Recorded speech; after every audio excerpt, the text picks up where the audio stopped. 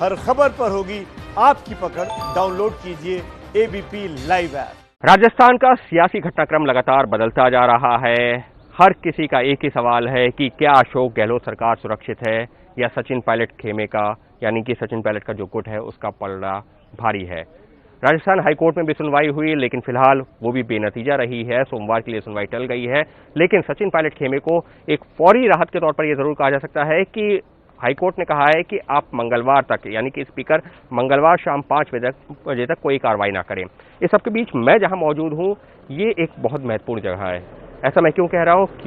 क्योंकि यहां पर सचिन पायलट गुट के जो विधायक हैं वो ठहरे हुए हैं। ये जगह है मानेसर का आईटीसी ग्रैंड होटल। यहाँ पर ही सचिन पायलट गुट के जो विधायक हैं वो ठहरे हुए हैं। लेकिन इस सब के बीच में जो एक तस्वीर इस वक्त देखने को मिल रही है, जो सुबह तक देखने को नहीं मिल रही थी, वो ये है कि यहाँ पर अब जो पुलिस वाले नजर आ रहे हैं, जो पिछले 3-4 दिनों के दौरान इतनी बड़ी संख्या में पुलिस बल नहीं नजर आ रहा था, लेकिन आज दिखा है। जैसी जानकारी मिली कि एसओजी ने मामला दर्ज किया है भंवरलाल शर्मा के खिलाफ और विश्वेंद्र सिंह से भी पूछताछ हो सकती है। ये वो दोनों विधायक हैं जो इसी होटल में मौजूद हुए हैं, मानेसर का आईटीसी ग्रैंड होटल, जहां पर सचिन पायलट गुट के बाकी विधायक मौजूद हैं। विश्वेंद्र सिंह जो कि पूर्व मंत्री थे, जिनको मंत्री पद से हटाया गया है, और भंवरलाल शर्मा जिनका ऑडियो क्लिप वायरल हुआ है, वो दोनों इसी होटल में मौजूद हैं। और इसी वजह से कहा यह जा रहा है कि एसओजी की टीम यहां पर आ सकती है, उनसे पूछताछ कर सकती है। जैसे ही जानकारी आई, अचानक पुलिस का बंदोबस्त यहां पर बढ़ा दिया गया। तो ये एक तस्वीर। दूसरी तस्वीर, जो विधायक अंदर मौजूद हैं वो पिछले 3-4 दिनों से लगातार बदलते घटनाक्रम पर सचिन पायलट से बातचीत कर रहे हैं। सचिन पायलट से चर्चा हो रही है और चर्चा के आधार पर यह तय किया गया कि अब जो भी लड़ाई होगी वो कानूनी लड़ाई होगी। यानी इस लिहाज से सचिन पायलट और इन सचिन पायलट गुट के जो विधायक हैं, इनका वापसी का रास्ता लगभग ये कहा जा सकता है बंद हो गया है। इस सबके बीच में इन विधायकों से जब मेरी बात हुई है, उनका ये कहना है कि जिस तरीके से उनको नोटिस जारी किया गया है वो गलत है, क्योंकि विधानसभा के बाहर व्हिप लागू नहीं होता, लिहाजा वो बाध्य नहीं है।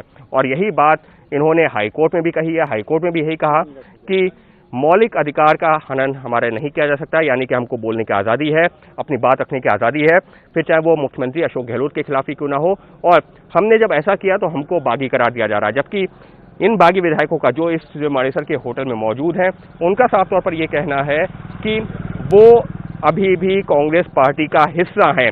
सचिन पायलट ने भी इससे पहले कई बार ये बयान दिया है कि वो बीजेपी के साथ नहीं जा रहे हैं और वो बीजेपी में ज्वाइन नहीं कर रहे हैं। और ये बागी विधायक भी लगातार यही कह रहे हैं कि सचिन पायलट भी साफ कर चुके हैं कि बीजेपी से उनका कोई वास्ता नहीं है, वो कांग्रेस में है। ये एक सियासी बयान भी कहा जा सकता है, और कानूनी तौर पर भी ये बयान क्यों दिया गया था अब समझ में आ रहा है, क्योंकि हाईकोर्ट में भी याचिका में यही बात कही गई है कि जब ये लोग पार्टी में ही है तो आखिर इनके ऊपर दल बदल कानून कैसे लागू होता है। एक पार्टी में अपनी आवाज उठाने का अधिकार सबको होता है, वैसे इन लोगों ने किया है तो उसमें गलत क्या है, लिहाजा इनके खिलाफ कार्रवाई नहीं होनी चाहिए। स्पीकर ने जो शो कॉज नोटिस जारी किया है उस पर रोक लगनी चाहिए, इस तरीके की दलीलें दी गई हैं। इतना ही नहीं, जो एसओजी जो यानी कि स्पेशल ऑपरेशन ग्रुप, जो कि सचिन पायलट समेत जो अन्य कुछ लोग हैं उनके मामले की जांच कर रही है कि क्या उन्होंने खरीद फरोख्त करने की कोशिश की है, क्या उन्होंने पार्टी को कमजोर करने की कोशिश की है, तो उसको लेकर भी कहा गया है कि जिस तरीके से सचिन पायलट के खिलाफ या भंवरलाल मीणा के खिलाफ या विश्वेंद्र सिंह जिनका नाम आ रहा है, कि इन लोगों के खिलाफ मामला दर्ज किया जा रहा है, खास तौर पर देशद्रोह की धारा के तहत, आपराधिक साजिश की धारा के तहत, वो ये दिखाता है कि किस तरह से इनको परेशान करने की कोशिश है। क्योंकि ये लोग मुख्यमंत्री के खिलाफ आवाज उठा रहे हैं, और इसी वजह से वो सारे विधायक जो यहाँ पर मौजूद हैं वो सचिन पायलट से लगातार चर्चा जरूर कर रहे हैं, लेकिन उनका ये कहना है कि अब ये लड़ाई कानूनी हो गई है, अदालत तय करेगी।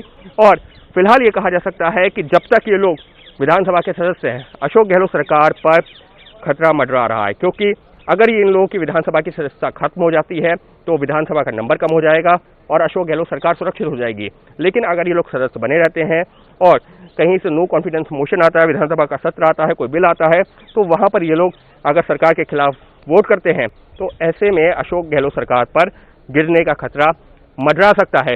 तो कुछ इस वजह से ये जो राजनीतिक समीकरण है इतना महत्वपूर्ण हो गया है, और इस वजह से इन विधायकों को ये जो इन्होंने चैलेंज किया है कि हमारी विधायकी रहनी चाहिए, नहीं जानी चाहिए, तो अदालत को तय करना है। और अगर अदालत से ये साफ हो जाता है कि जो विधानसभा स्पीकर ने नोटिस जारी किया है वो सही नहीं है तो इनकी विधायकी बनी रहेगी। लेकिन अगर ये होता है कि विधानसभा स्पीकर तय करेंगे तो फिर विधानसभा स्पीकर के फैसले के आधार पर ये आगे की अपनी रणनीति तय करेंगे। लेकिन फिलहाल इस सब के बीच में जो कंक्लूजन निकल के आ रहा है वो यही आ रहा है कि अगर ये सचिन पायलट गुट के जो विधायक हैं वो विधायकी उनकी बनी रहती है तो अशोक गहलोत सरकार पर खतरा मंडरा सकता है।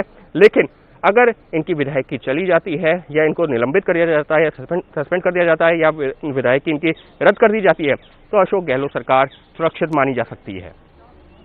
कैमरा पर्सन अजय तिवारी के साथ Ankit Gupta, ABP news, Manesar. ABP news आपको रखे आगे।